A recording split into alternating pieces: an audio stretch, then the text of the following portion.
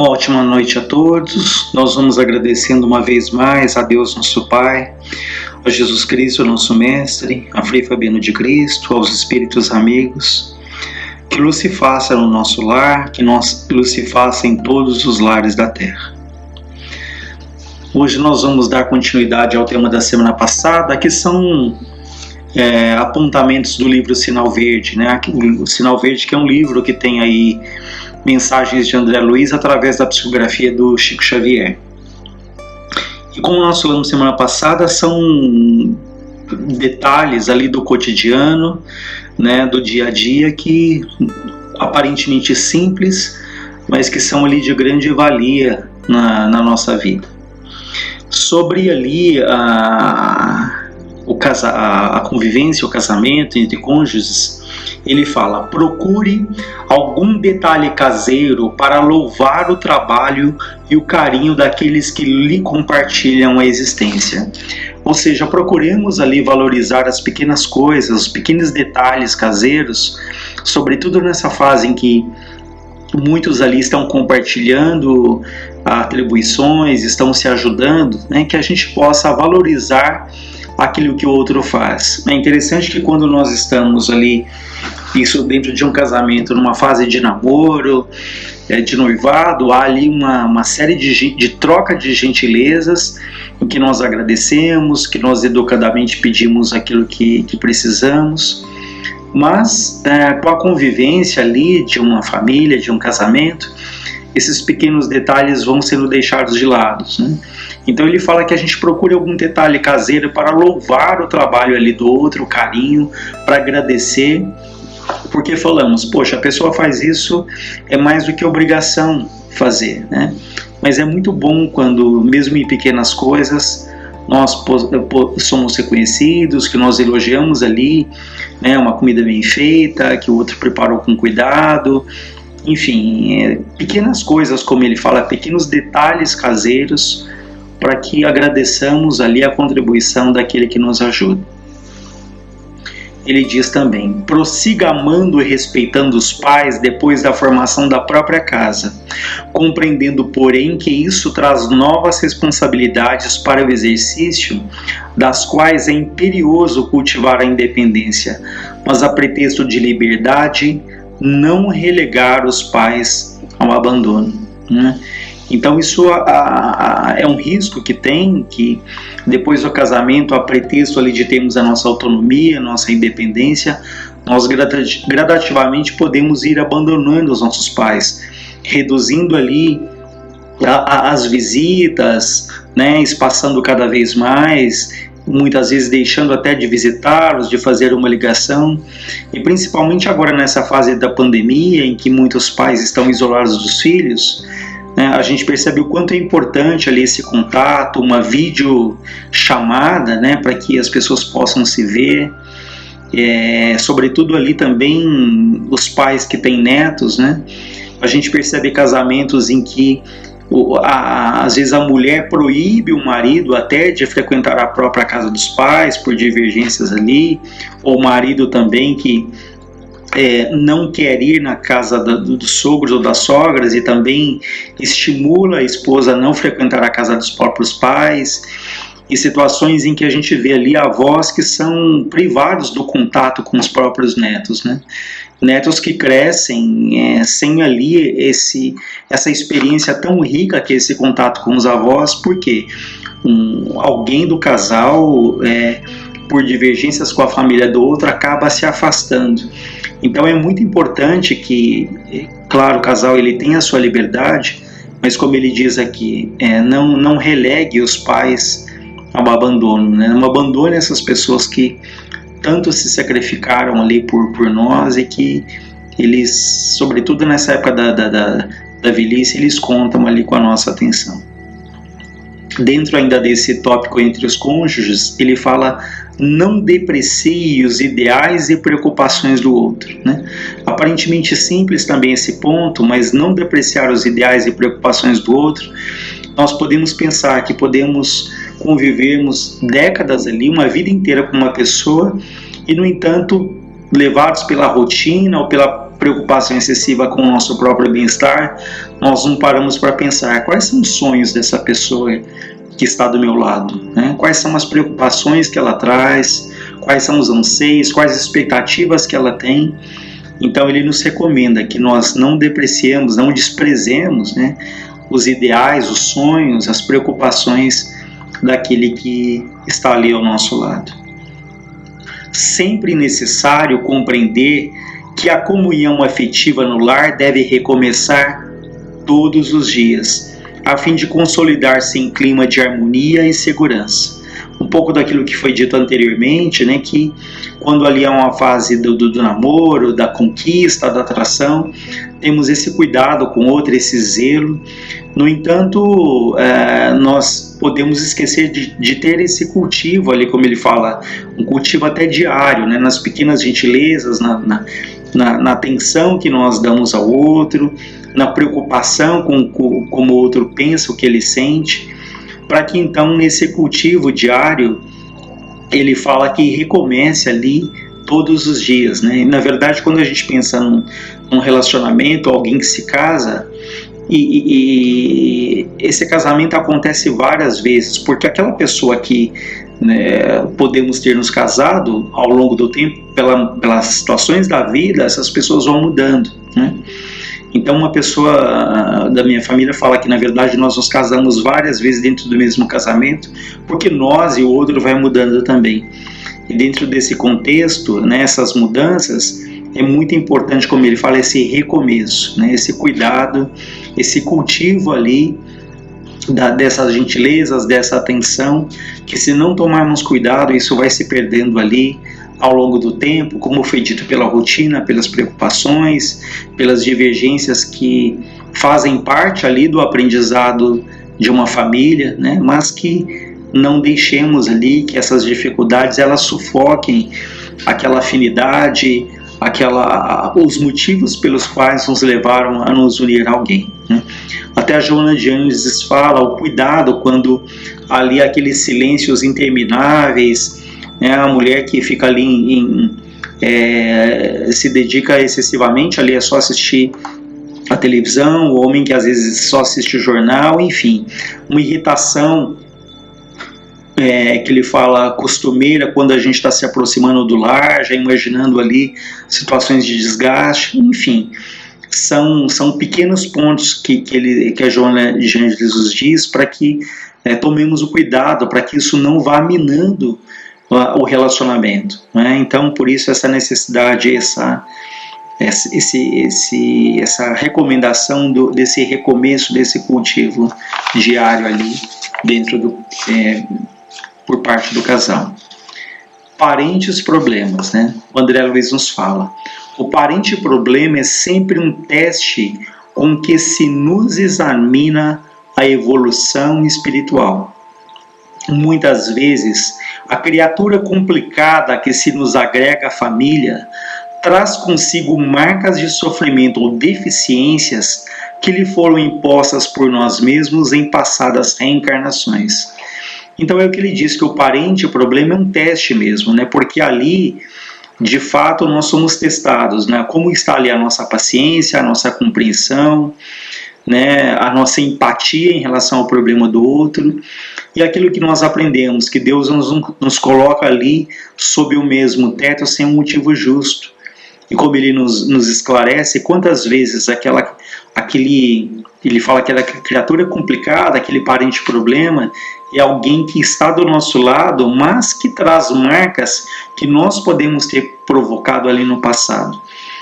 Então, às vezes, uma pessoa excessivamente ciumenta ou excessivamente queixosa ali de doenças ou impaciente, enfim, às vezes ela traz situações que nos incomodam, mas nós não sabemos que em muitas situações, essas situações podem ter sido ali criadas, estimuladas pelo nosso comportamento.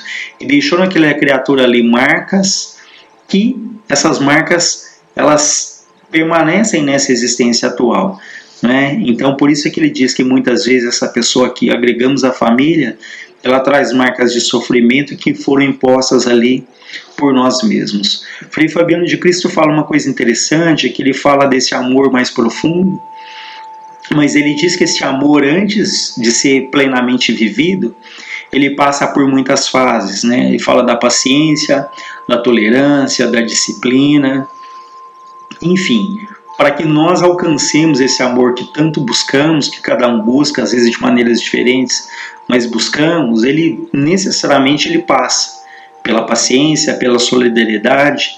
Então nos perguntemos como que estamos em relação a esses pontos, né?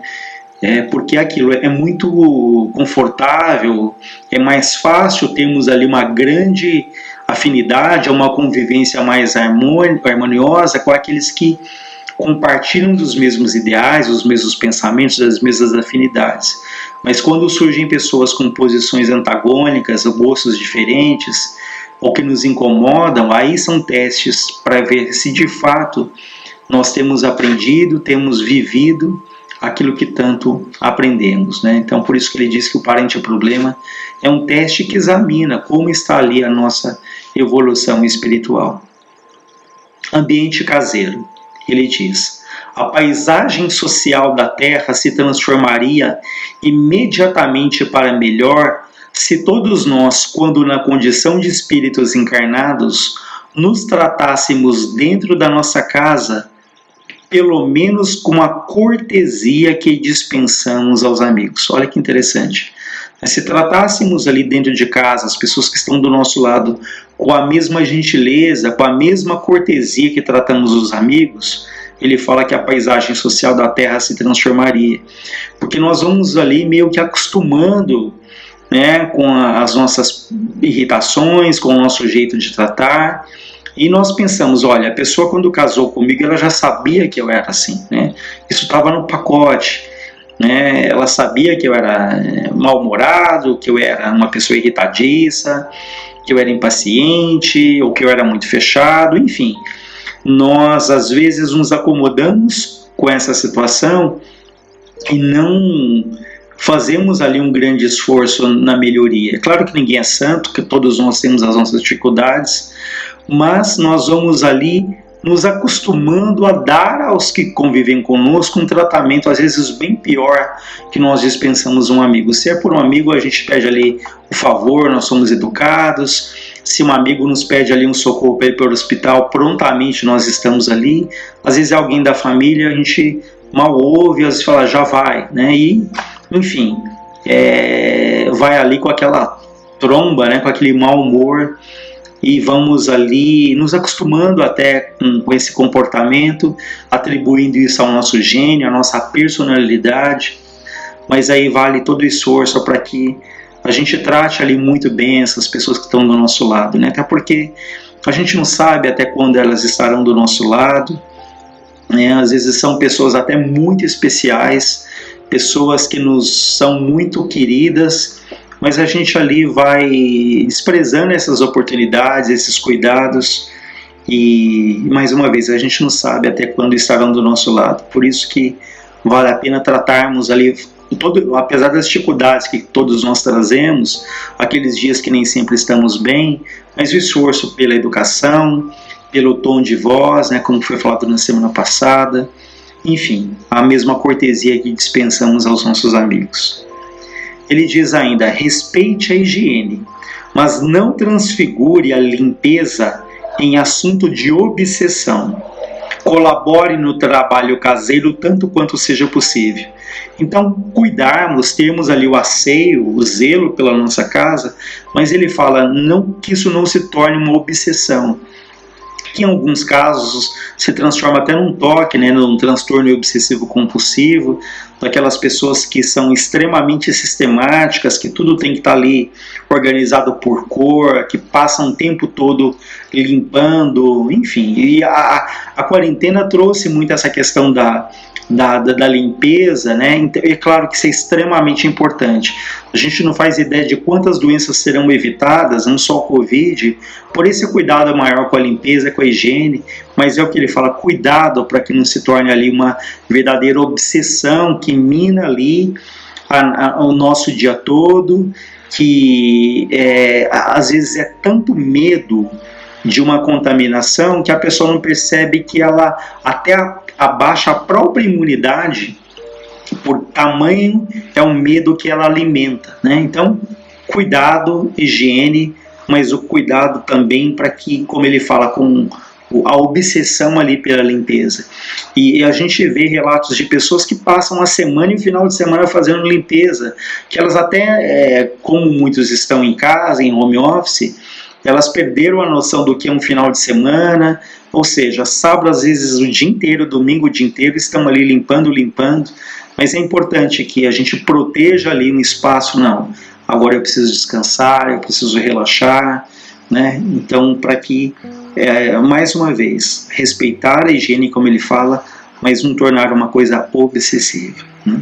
E colaborar no trabalho caseiro, né? Hoje, mais do que nunca, nós somos convidados a isso, né? Lavar uma louça, ajudar ali nas tarefas, na divisão, para que ninguém se sinta sobrecarregado, né?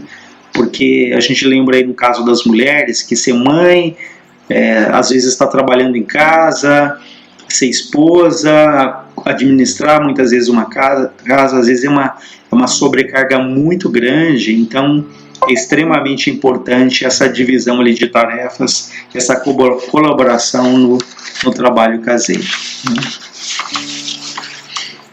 Bom, em função do tempo, nós vamos encerrando por aqui. Acho que nós podemos continuar mais uma semana, acho que falando desses pequenos pontos, mas que eu acredito que sejam interessantes aí para o nosso dia a dia. Então, uma boa noite a todos, um ótimo final de semana.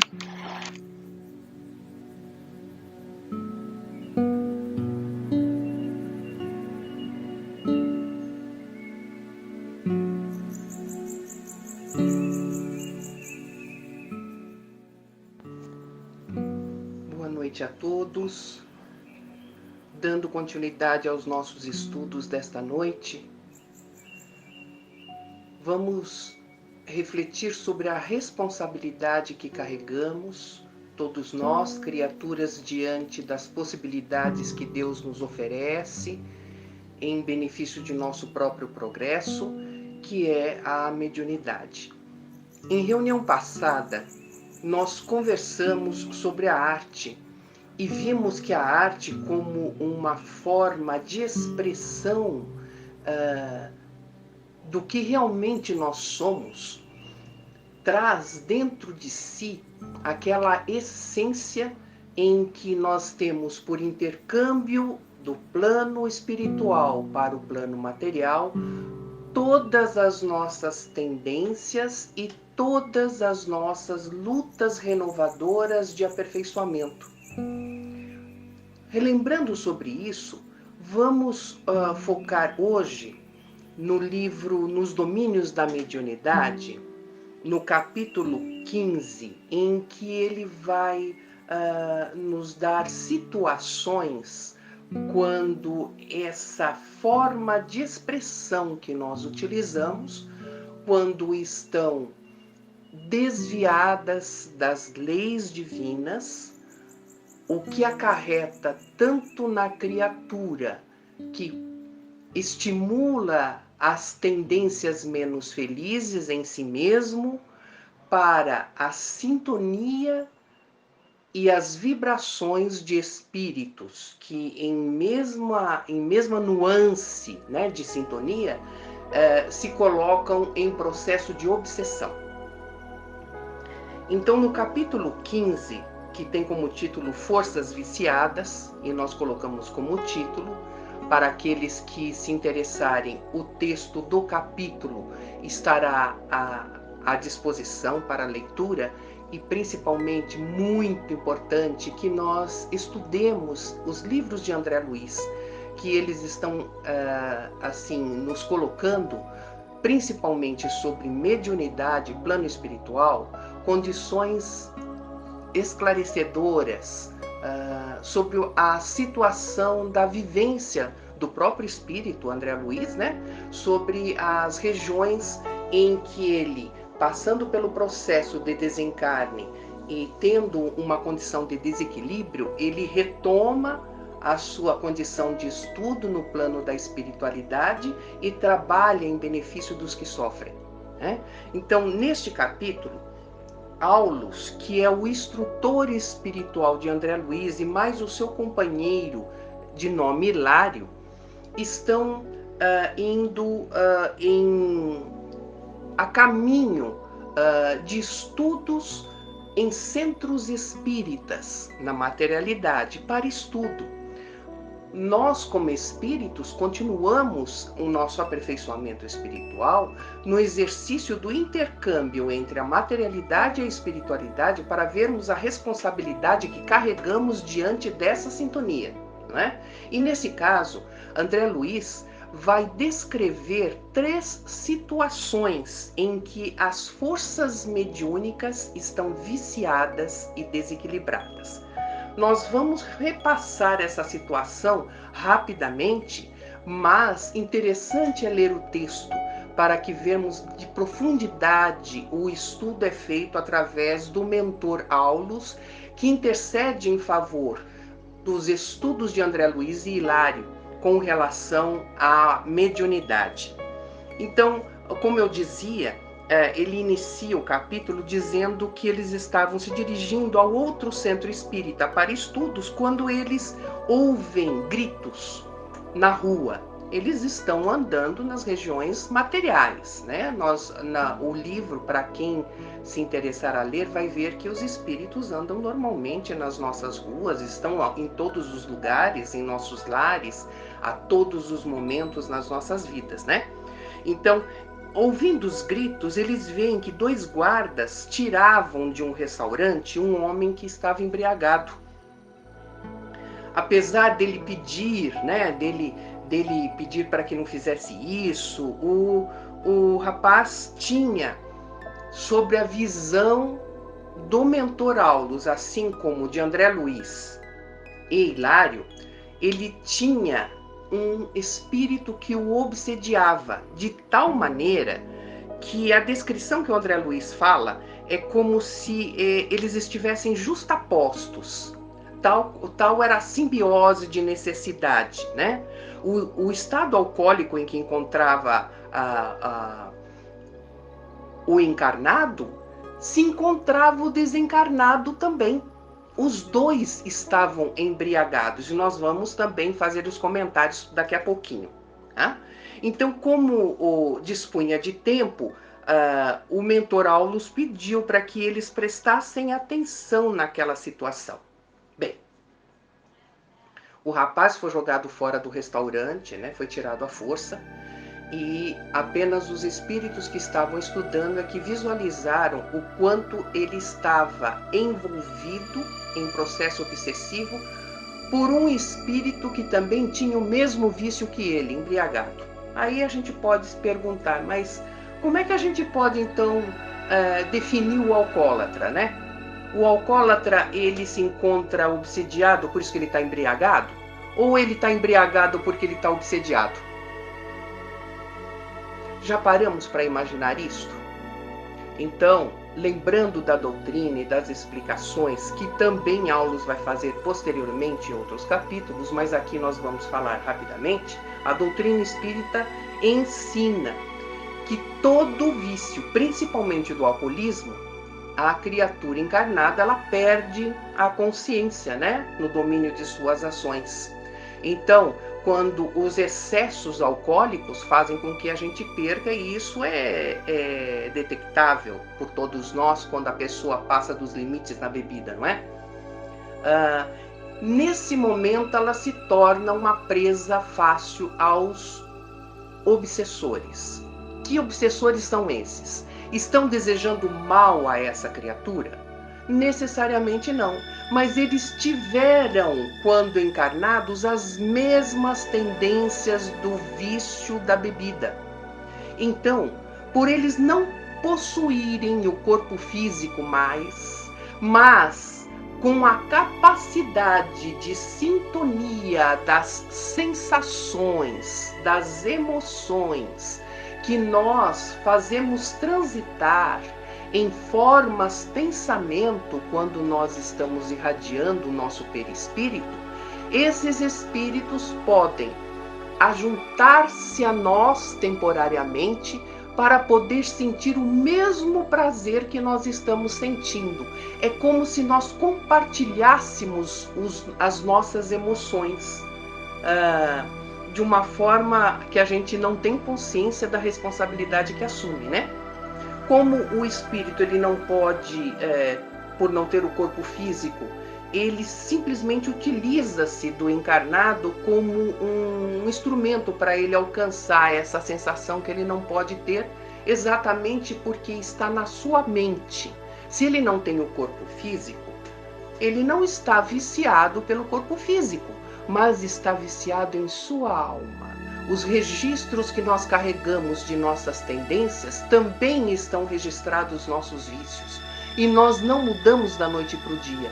Então, esses espíritos, ao estarem no plano espiritual, carregam em si a necessidade das emoções, porque as emoções estão dentro da nossa essência espiritual e não deixamos no corpo físico, não é?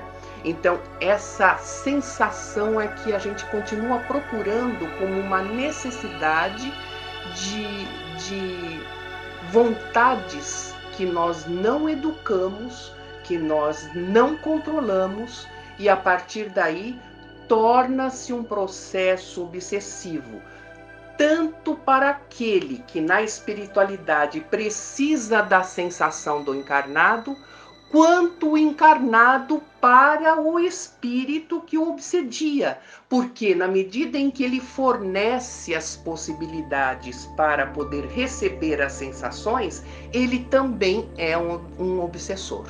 É obsessor encarnado obsediando o desencarnado e desencarnado obsediando o encarnado.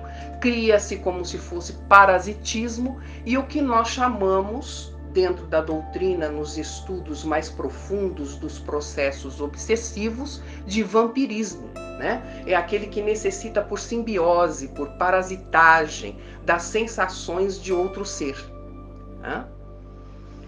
Uma segunda situação, eles vão também descrever quando o mentor Aulus está aproveitando a oportunidade e pede para que André Luiz e Hilário entrem no restaurante da onde foi retirado aquele encarnado embriagado.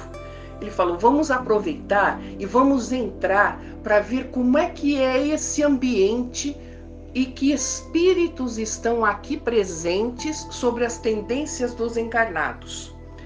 O André Luiz descreve de uma forma bem peculiar. Ele diz assim, que lá dentro, naquele restaurante, eles vão encontrar várias emanações menos felizes daquele ambiente. E que eles, espíritos, não se sentem bem com aquela sensação. Olha, junto a fumantes, junto os bebedores, né? As pessoas inveteradas na bebida, tinha criaturas desencarnadas de triste feição, de triste condição, né? Que absorviam as baforadas do fumo, que eram arremessadas no ar, e ainda sobre o calor dos pulmões dos encarnados, né? Encontrando nisto um lenitivo para as suas emoções. Outros ainda aspiravam o hálito das pessoas que bebiam, partilhando taças, partilhando emoções menos felizes quando abusamos dessa possibilidade. Não é que quando nós vamos tomar um copo de vinho, imediatamente vai ter um obsessor. Não é assim que acontece. Mas se excedemos as nossas tendências, se excedemos aos nossos hábitos, criamos ligações mentais que cativam pessoas com o qual nós vamos compartilhar. Por isso é tão difícil para o alcoólatra parar de beber, porque ele nunca está bebendo sozinho. Ele está compartilhando sensações com espíritos vampirizadores, assim como nós fazemos com o fumo também. E dentro desse restaurante, o Aulus vai dizer que muitas vezes nas próximas reencarnações, esses espíritos que ainda estão viciados e não querem mudar a sua forma de ser, terão reencarnações obrigatórias com situações de limites, porque eles estão deteriorando o que nós temos de mais divino, que é o nosso perispírito. Esses registros lesam o nosso corpo semimaterial a ponto de, na próxima encarnação, nós trazermos algumas sequelas dessas doenças que nós cativamos, que nós construímos do passado. E isso ele vai dizer que no futuro nós seremos responsáveis pela doença que teremos. Por isso que muitas vezes, quando nós pensamos assim, estamos doentes, é porque da doença sempre começou a mente que se desvirtua, a mente que não se educa, a mente que não se controla, dentre os hábitos menos felizes. Todos nós temos hábitos menos felizes, porém, os nossos esforços de controle, os nossos esforços ao trabalho do bem e aos nossos esforços de pensamentos edificantes, sem dúvida, trarão para nós um vínculo superior que evitará a vampirização e assim será mais fácil para nós educarmos os nossos sentimentos. Bem, dando continuidade a esse estudo, eles entram e veem um rapaz, né, que ele está com um copo de bebida, de conhaque, que é o que o André Luiz diz, e ele está escrevendo e fumando ao mesmo tempo, assim com uma rapidez muito grande. E eles enxergam também outro espírito que se dirigia a ele numa condição de muito ódio, de uma situação em que o André Luiz fala que inspira compaixão e de aspecto muito repelente. Ele fala que é repelente. O cérebro daquele moço, ele estava embebido em uma substância escura, pastosa, que é o que ele discorre, né? Que chegava a escorrer as mãos em triste companheiro que laçava também esta pessoa que estava à mesa. Era nítido que se via a associação da forma de escrever. O que o André Luiz diz é que dava para perceber perfeitamente que o espírito obsessor estava induzindo o encarnado a escrever aquilo que ele pensava, né? E aí, meio confuso, eles não entendendo direito como estava acontecendo, até o Hilário pergunta: isso é mediunidade? Sim, é mediunidade, é um processo difícil da mediunidade, do intercâmbio, né, de pensamentos. E esses recursos, naquele grau que estavam os dois, sem dúvida dá um poder, uma capacidade muito grande do espírito agir com as intenções que ele quer desenvolver. Disse, neste caso, que aquele que escrevia, o encarnado que escrevia, era um médium. Era um médium que escrevia, um médium escrevente, tá? Ele tem as células do pensamento controladas pelo obsessor. E ele escrevia uma reportagem, ele era um jornalista, e ele escrevia uma reportagem perniciosa, o André Luiz usa esse termo, né, em prejuízo de uma jovem, a quem ele queria prejudicar como forma de notícias que, no fundo, ele não tinha certeza de ser verdadeira, mas ele estava instigando de tal maneira para colocar a menina em situação de culpa, né? Como se fosse culpa. Houve um homicídio de um rapaz e ele escreve essa reportagem exagerando a forma como aconteceu, de tal maneira como se induzisse as pessoas que lessem a reportagem dele como se a jovem tivesse provocado um crime, matado esse rapaz. Tá? A jovem, ela estava sendo exposta a comentários que não eram verdadeiros, dizia o mentor Aulus e que ela não tinha culpa nesse crime, mas o obsessor queria prejudicar o caráter dela para levá-la à viciação. Olha que situação. Mas como assim a viciação? Como é que a gente sabe disso? Então, Aulus, como mentor, ele tinha a capacidade de visualização dos sentimentos daqueles espíritos.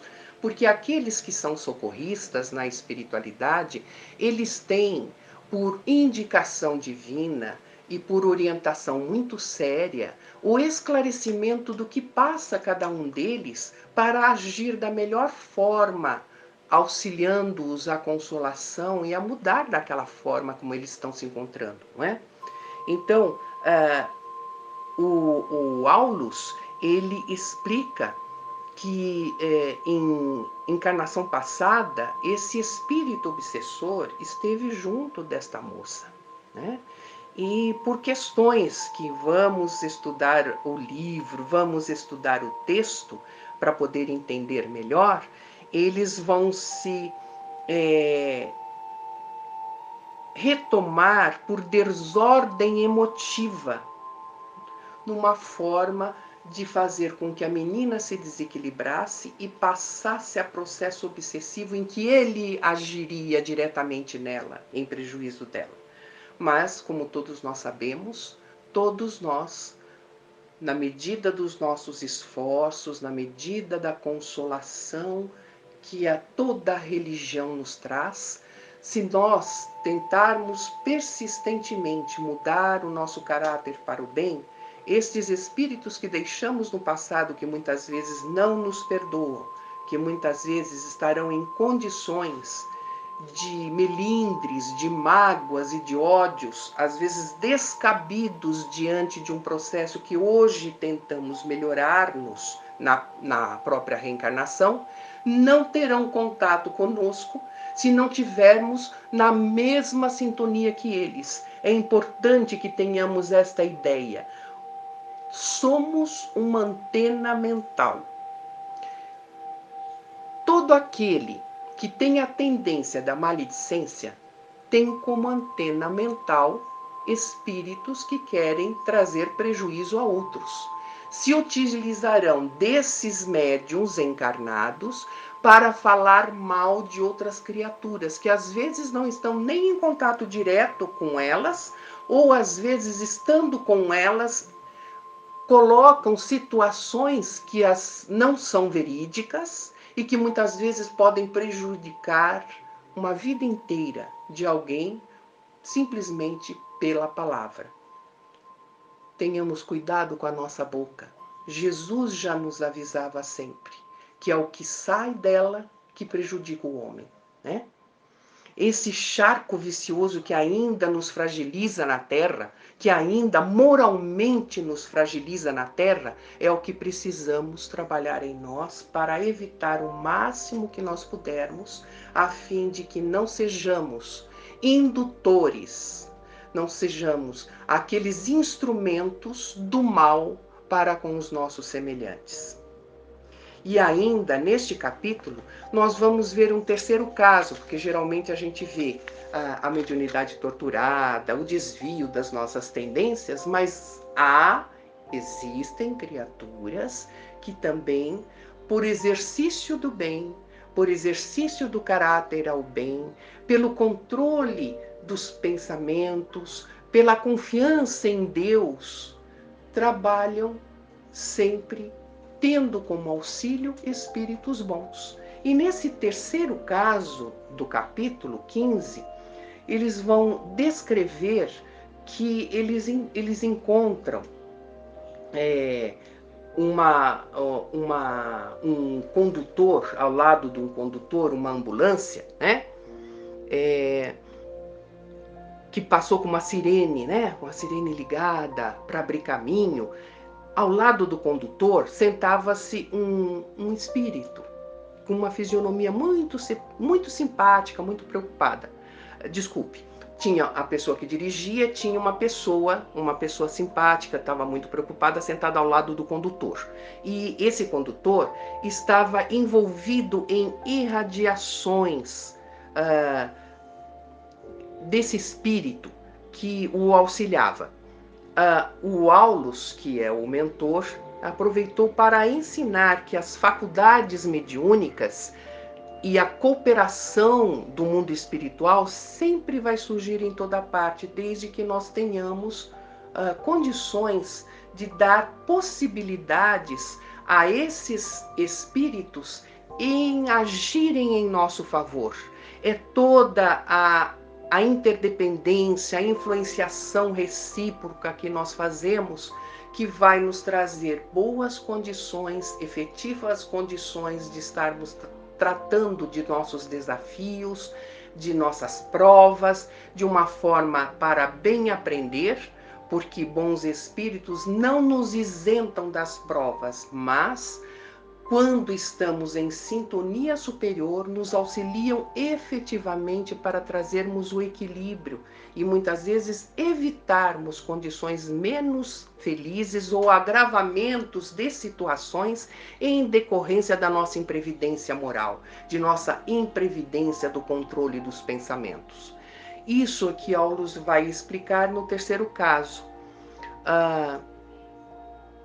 Toda vez que estivermos sintonizados no bem, essa energia vai estar a favor de nossa mediunidade para ser utilizada adequadamente ou inadequadamente, conforme as nossas tendências.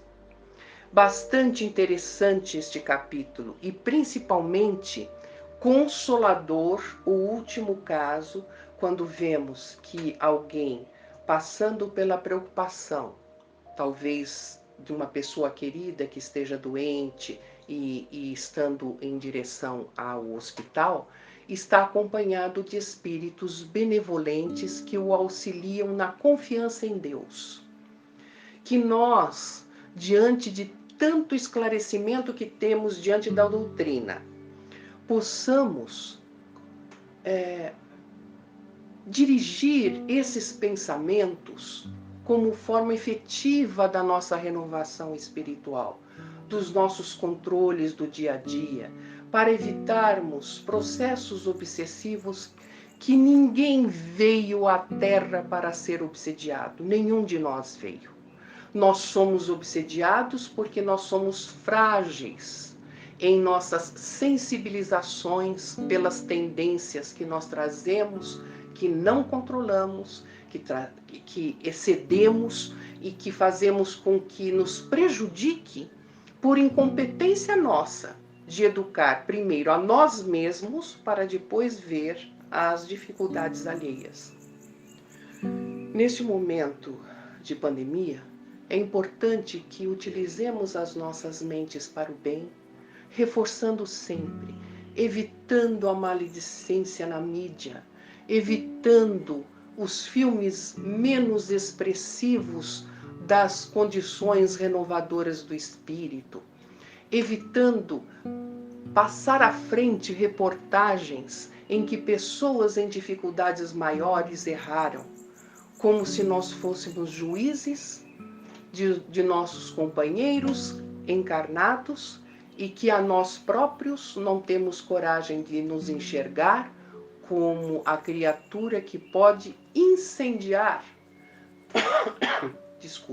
um ambiente que às vezes está pleno de paz entre famílias, entre ambiente de trabalho, entre um ambiente em que as pessoas estão passando pelos processos dos desenlaces encarnatórios, onde a morte do corpo físico, muitas vezes, por não podermos estar presentes com os nossos companheiros que desencarnam devido à pandemia, em vez de estarmos fazendo a nossa prece sincera para que ele possa estar equilibrado na sua passagem ao plano espiritual, nos desesperamos, nos revoltamos contra os hospitais, contra os médicos, os enfermeiros. Que nós não sejamos esse veículo e que levemos os nossos pensamentos a Deus, agradecendo a oportunidade da vida,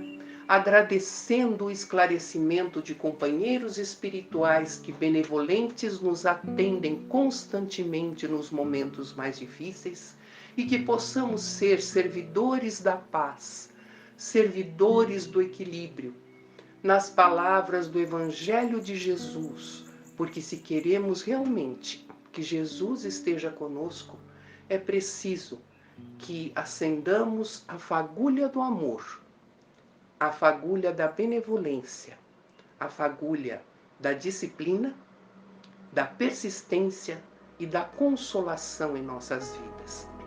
Que esta paz que se estende no nosso ambiente neste momento em que, estudando, lembramos da prece como um veículo renovador de nossas forças para as lutas cotidianas, que Deus, na sua infinita bondade, ampare nosso planeta, ampare nossos irmãos em luta, encarnados e desencarnados, e ampare a nós mesmos para que, diante das lutas que nos fazem melhores a cada dia, sejamos dignos da misericórdia divina, que sempre acresce acima de nosso merecimento todas as benesses quando nos dispomos a ser melhores, a agir em nosso próprio benefício e em benefício daqueles a quem amamos e principalmente àqueles que não encontraram em nós a fraternidade,